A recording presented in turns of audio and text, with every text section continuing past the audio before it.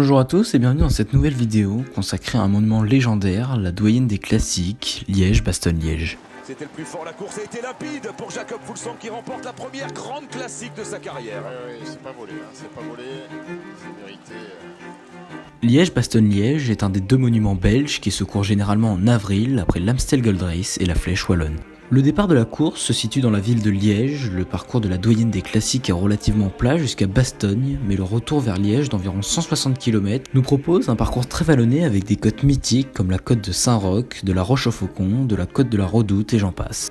La première édition de la doyenne des classiques est organisée en 1892, cette première édition a lieu entre Spa, Bastogne et Spa, et est longue de 250 km. Seulement 33 cyclistes belges, pour la plupart originaires de Liège, prendront le départ et 17 franchiront la ligne d'arrivée. Le liégeois Léon Houat deviendra le premier vainqueur de ce monument du cyclisme en devançant le deuxième Léon Loeust de plus de 22 minutes. C'est en 1908 que la course que l'on connaît tous aujourd'hui sous le nom de Liège-Bastogne-Liège prendra bien pour la première fois la ville de Liège pour départ et arrivée de l'épreuve. Cette édition sera également l'une des 5 éditions remportées par des Français, par le Parisien André Trousselier. C'est la légende belge Eddy Merckx qui détient le record du nombre de victoires sur l'épreuve en s'imposant 5 fois en 1969, 71, 72, 73 et 75, tandis que l'espagnol Alejandro Valverde et l'italien Moreno Argentine, eux, ont remporté 4 fois la doyenne des classiques. La fois de sa carrière va signer le doublé, Flèche Wallonne, Liège-Bastogne-Liège, 4e victoire d'Alejandro Valverde dans la doyenne.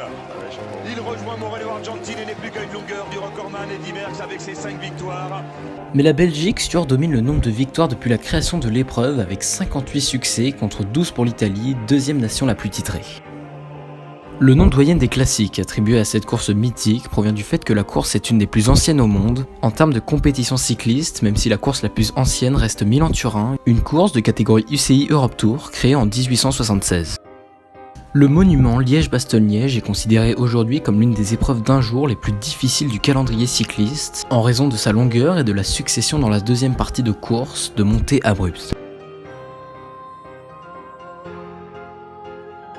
Dans probablement la meilleure année cycliste de sa carrière, Philippe Gilbert, à l'époque sous les couleurs de l'équipe Omega Pharma Lotto, remportera d'abord la Flèche Brabançonne, il s'imposera ensuite sur l'Amstel Gold Race et la Flèche Wallonne pour finalement remporter le monument Liège-Bastogne-Liège devant les frères Andy et Frank Schleck.